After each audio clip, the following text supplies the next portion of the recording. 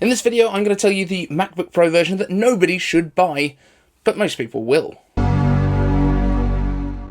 I'm Dave and I simplify Apple so that everything just works for you, and if you want the latest Apple news, leaks and rumours every weekday at 12 UTC, like this video, subscribe to the channel, and ring my bell. And before we get into that main topic, what happens when the menu bar goes halfway across the notched MacBooks displays? This seems to be the huge question that's on everyone's lips right now about the new MacBook Pros with the notch at the top of the display that is going to cover the middle of the menu bar. What happens in those apps where the menu items come all the way across? What happens? Does the MacBook explode? No. People at Apple are actually quite intelligent as it happens, so I don't think the fact that there's people on the internet thinking, well, they obviously haven't thought this through, probably not true. Remember that menu bar is made of software, and the point of software is that you can change it. So if they spill over, you could have less menu options. You could have smaller space in between the options. You could have them flip over to the other side of the notch. You could have them in a smaller font. You could have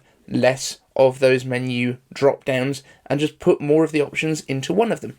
There's lots of ways that this could be fixed. Apple has probably already put into the software an automatic thing that will fix this, so don't worry. And next up, a little update on the annual updates video that I did the other day. So, a few of the arguments against Apple updating the all of the Macs and iPads and everything else annually going forward, which was my kind of point, my kind of premise in the video, is that the iPad Pros are not currently updated annually. Well, that is true, but we did get a 2020 spring update, and then we did get a spring 2021 update when we went to the M1. So that's an annual update cycle. I would expect spring this year we might see the M2 version. I'm not confident, but I think it might be. And that might be when we get our M2 introductions. Next up, the cost of designing multiple chips and being able to do it on an annual basis. Now, right now, Apple only really designs three kind of major chips: the A series chip, the M series chip, and the M Pro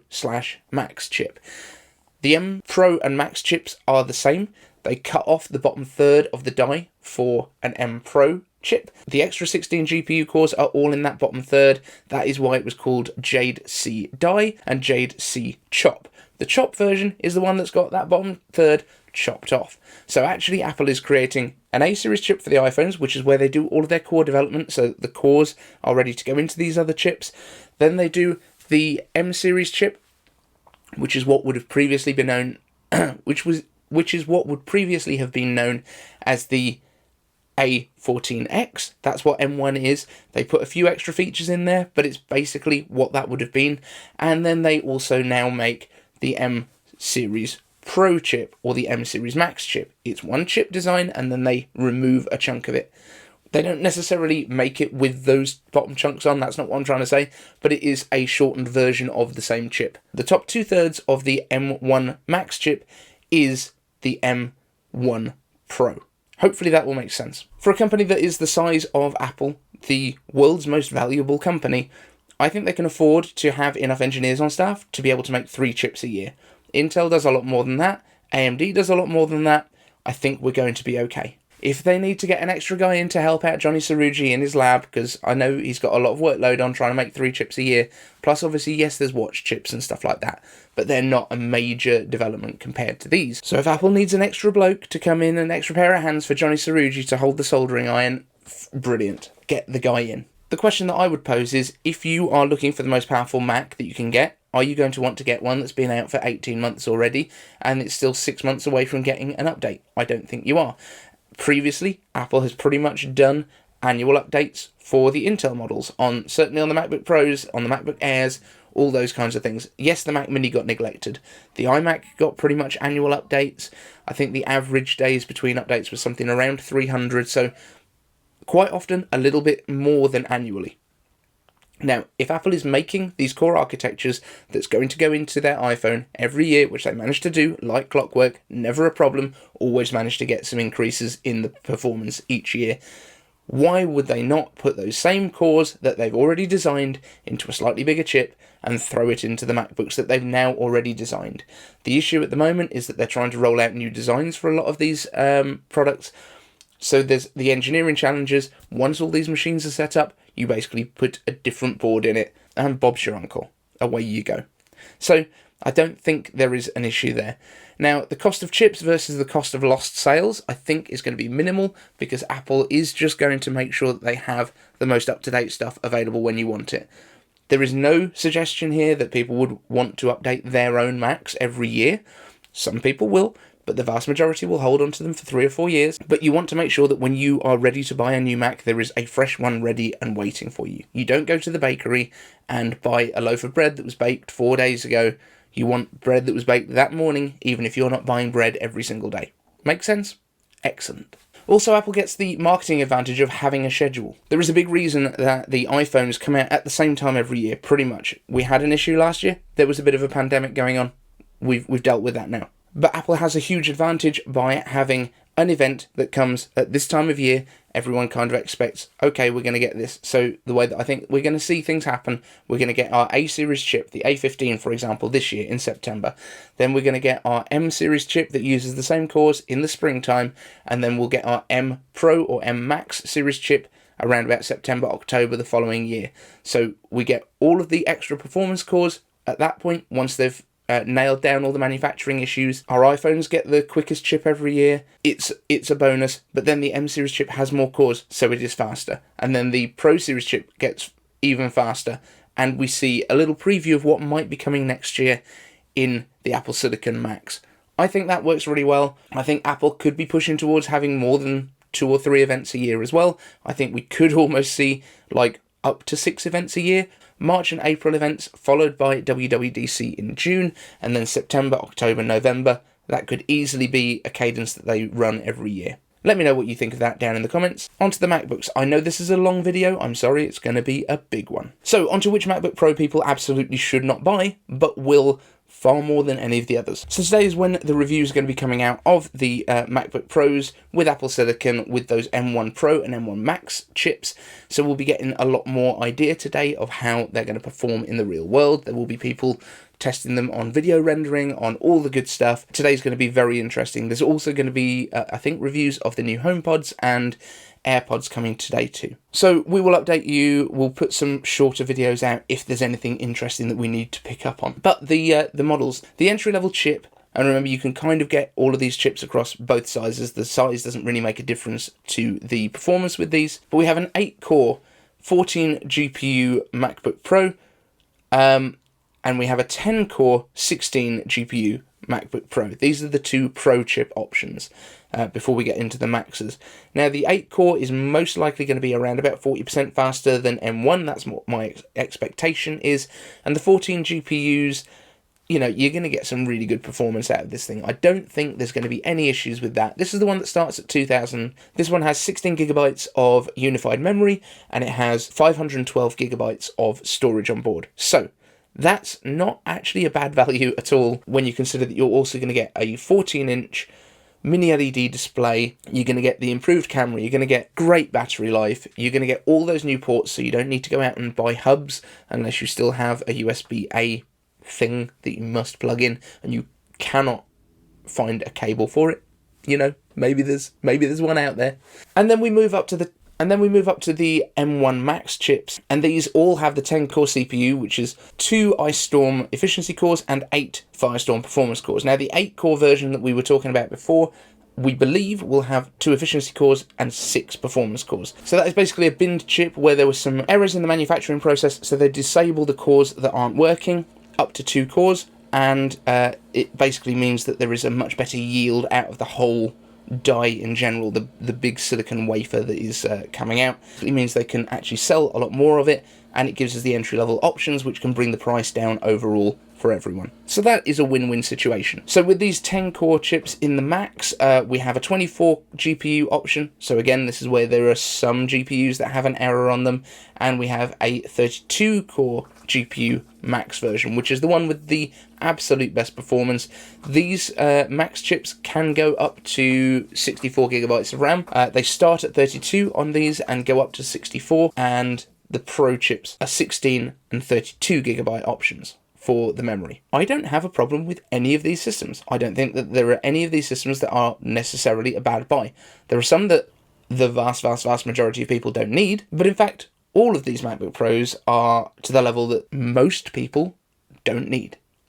If you are a video professional, you might do. We haven't even touched on the model that I don't think anyone should buy yet, and that is the M1 MacBook Pro with the 8-core, which is 4 performance and 4 efficiency cores, 8-core GPU, the touch bar, and the 13-inch LCD display. So, why should you not buy this one? It's $1,300, which is just like a massive price drop from the $2,000 that the new 14 and 16-inch start at. Well, because it's not an equivalent. If you want to get to the equivalent spec in terms of unified memory and in terms of storage for these, you are paying $16.99. Then you're only getting a $300 jump to go to the 14-inch bigger display, the mini LED display, which is far better, 6 performance cores instead of 4, a 14-core GPU instead of 8, the touch bar is gone. Admittedly, that is probably a price saving for Apple, but it's also what most pros seem to want, and you're getting the much bigger screen real estate with the 1080p camera inside, plus the latest design language and everything else that comes along with that. Now, for $300, that seems like an absolute steal to me. If you don't want to spend $2,000, which I understand, it's a lot of money. Not everyone needs it, and this is what I've been saying. There is no reason that you should buy the $1,300 MacBook Pro instead of going for the $1,000 MacBook Air. It doesn't have the fan, so it's not going to do sustained workloads, but if you're looking at these lower end systems compared to the M1 Pro or M1 Max, you're probably not going to need those long consistent workflows. Now, what I would say is if you are a video editor and you're doing fairly basic stuff, like for example me, I'm using a Mac Mini and it does everything that I need for this channel. What do I do to kind of make it a little bit more effective? Well, I turn off background rendering in Final Cut Pro so that I just do all my rendering at the end of my video. So I work with the files as they are, and then at the end of the video, that's where I render it out. Will it take slightly longer? Yes. But the amount of money that you're saving on your system, that makes a massive difference for the sake of $300. So I think that is probably the sweet spot. I think completely now ignore the 13-inch MacBook Pro. That model should be dead to everyone. If you don't need an M1 Pro or an M1 Max, the MacBook Air should be absolutely enough for you. But let me know down in the comments how wrong I am, how much you need that fan in the MacBook Pro. Okay, we're going to go into iCave answers now, and we're going to blast through these because we've got loads. But if you want to ask a question in future, hashtag iCave answers down in the comments section, and I will answer it in a future video. John asks, iCave answers, can you imagine a Mac Nano kind of device that's basically a stick with HDMI or USB-C and an A15 in it? The ultimate entry-level low-end Mac. Sounds great to me and also like something Apple would never make. But what's your take? So I think it's a great idea, and it is basically the Mac Mini SE that we've been talking about, although we were saying about using the M1 chip once they go up to M2. I think it's a great idea, but as you say, I don't think Apple will make it. What I think Apple might do in future, and this is very kind of out there, but they might make a Apple TV box that has the ability to run things like Pages, Keynote and Numbers, and some of the other apps that we have right now on the Mac, and use your iPhone or your iPad as your keyboard and trackpad. I think that would be a really compelling option for some people. You'd be able to connect to a wireless keyboard and mouse as well, but as an occasional computer that people might want to be able to do a little bit of word processing on, you know, without taking up extra space, without having more room in their lounge, you know, being able to have that kind of desktop experience, I think that would be quite a good idea. Or maybe even being able to kind of use your iPhone or your iPad as the kind of brain of it and go for it that way. I think that's a really compelling idea, but also at the base end of what you would be able to use as a desktop computer, as a Mac, the iPad. The $329 iPad, connect a keyboard to it, you've basically got a desktop replacement for lightweight tasks like word processing, spreadsheets, presentations, all that kind of stuff. Email, browsing, you're done. Shane Davis asks, iCave answers, do you think Apple will release a 16-inch MacBook Air? I don't see it. Now, Apple used to do 2 sizes in the MacBook Air, which was an 11-inch and a 13-inch. At the minute, we're just on the 13-inch. They basically 86'd the 11-inch when iPads really kind of came to prominence. So I think it was 2011 was the one that I got, which I still have somewhere, here, somewhere. So the 11-inch was the one that I got. That was in service for me since 2011. I think it was about 2015 they might have eliminated it. It might have been when they brought out the 12-inch MacBook. That seems like about the right time. But yeah, I don't think they're going to go for a 15-inch Air. It doesn't really make sense. The Air is all about portability and sort of having that lower price point. They might do a 15 so that you go 13-inch Air, 14-inch MacBook, 15-inch Air, 16-inch MacBook. But I wouldn't hold my breath. James Apple, am I wrong in saying that I thought we were going to get a new iPod, plus it's the 20th anniversary of the iPod?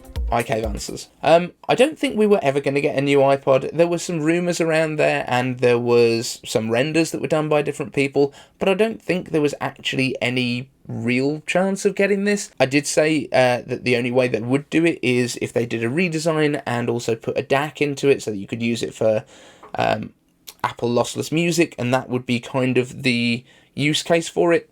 But I wasn't holding my breath, if I'm honest, and the actual anniversary of the iPod was a couple of days ago now, so I really think if we haven't seen it yet, we ain't seen it. Master Kavalchek asks, I gave answers. Space Cave Dave, I wonder if NASA will ever send Apple laptops to the ISS or Future Station for non-critical tasks. They do send them iPads, and now the laptops have horsepower, thus I wonder. I have a feeling that the astronauts actually get to choose what hardware they take themselves for like personal use. They can take a MacBook if they want, or they can take Windows laptops. There might be some modifications that have to be made. So, for example, if you have a laptop with a glass screen, you will probably want to have a pretty solid screen protector on there that is a plastic film.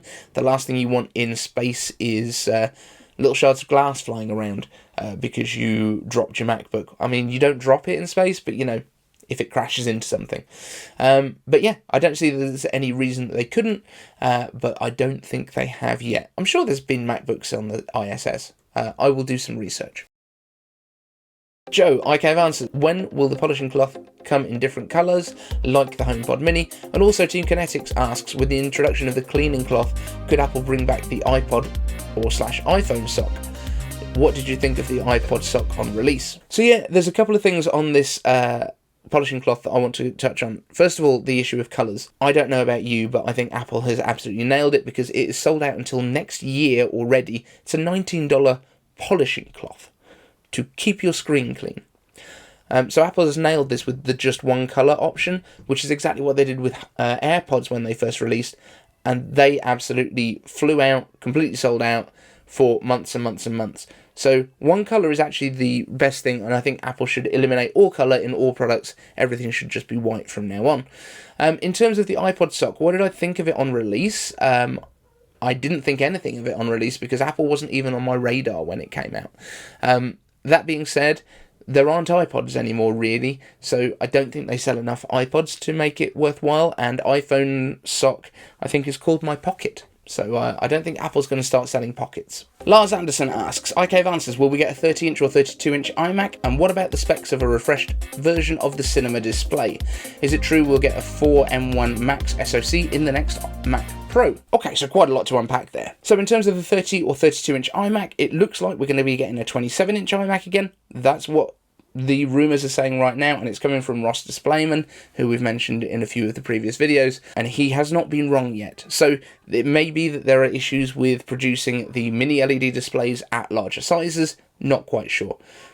Specs of a refreshed version of the cinema display probably also will use that same display size panel, but there are also rumours that it will include an A13 chip inside, which is for power management and managing the backlight, not kind of to work as its own GPU, although I'm sure it could take a little bit of the load off of your Mac as well if needs be. And in terms of the M1 Max SoCs, 4 of those in the next Mac Pro, we don't know, but it definitely fits with what we'd heard. So before we even knew that the M1 Max, the M1 Pro was going to be a 10-core chip, when we were still thinking that the M1X was going to be a 12-core chip, we were hearing 20 and 40-core versions for the Mac Pro with up to 128 graphics cores. When we kind of then work back and find that we are getting 10 cores of CPU and up to 32 cores of graphics processing on these chips, all of these numbers just slot into place. So you can have a 20-core system that has 2 M1 Maxes in there with up to 128 gigs of RAM and up to 64 graphics cores, and then you can have the 4-core version that has 128 graphics cores, 40 cores, which would be split between 8 efficiency and 32 performance cores. These things are going to be mind-blowing if this is what happens, and I was predicting this back in November when the first M1 chips came out, weirdly. but I think I referred it back to what they used to do with the G5 Power Macs, which was the kind of pre-runner to the Mac Pro, where they had multiple actual CPU cores in there, not CPU cores in the thing, but actual CPU chips. You could get a dual G5, for example. Sander Hoogeland asks, just to reiterate how insane these MacBook Pros are, let's do a little experiment. Apart from the materials used and the physical battery capacity for the 16-inch, can you name a single thing Apple did not update? The only thing I can think of is the USB-C ports still cap out at 100 watts. I mean, yeah, even those USB-C ports are now Thunderbolt 4 instead of Thunderbolt 3, which is like bonkers performance. And you can actually charge even faster using the MagSafe port. So I would say that the charging has been upgraded and the USB-C ports have been upgraded, just not in combination. Pretty good though. BT asks, iCave Answers, how long do you think the M1 MacBook Air 8GB will be able to perform well for a person who will make a YouTube channel? Use Final Cut Pro 10 and two camera angles shooting 4K at 60 with the iPhone 12 Pro and the M1 iPad Pro 12.9-inch. Well, the beauty of the M1 chip is that it is designed literally for using the codecs that will be coming out of your iPhone. So shoot in HEVC, the same on the iPad Pro. That is kind of optimized for the chips that we have, so that's great.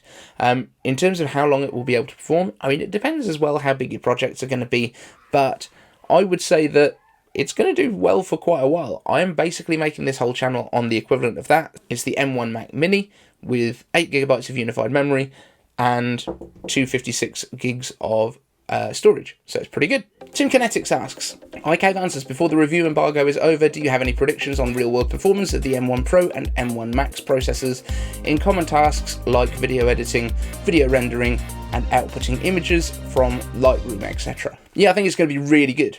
I don't have numbers because I don't really know what you would quantify those things in, but Max Tech is probably going to have some of the best reviews of that stuff, so check their videos out probably tomorrow. Tim Kinetics asks, iCave Answers, have you ever used Adobe Premiere Pro?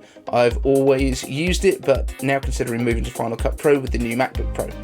Do you think Final Cut Pro will be able to make better use of the Apple SoCs? Makes sense to have hardware, processor, and software all produced by the same company. Yeah, 100%. I'm pretty sure that you're going to get better performance overall from the MacBook Pro using Final Cut Pro. Just makes sense because, yeah, everything's much more integrated. It's just like the fact that having Apple hardware running macOS works better than Windows running on any pile of hardware thrown together. So, yeah, it will perform better, but it's whether you need the particular features of Premiere or After Effects, that kind of stuff. And also, if you're just used to the workflow, you might find that you work better using it. But that's going to be, your mileage may vary. James Apple asks, when will macOS Monterey be released to the public? Because the release candidate is available to developers, so it shouldn't be that long. In addition, Apple didn't announce its release date like they did in the One More Thing event, #iCave Answers. Now, I wonder if the release date was going to be mentioned in the Mac Mini section, and then they forgot to kind of go, oh yeah, we need to re-record that bit. So, I think it's going to be either today or tomorrow. It's going to be basically once people are able to get their hands on these MacBook Pros. They should be coming out to the public tomorrow.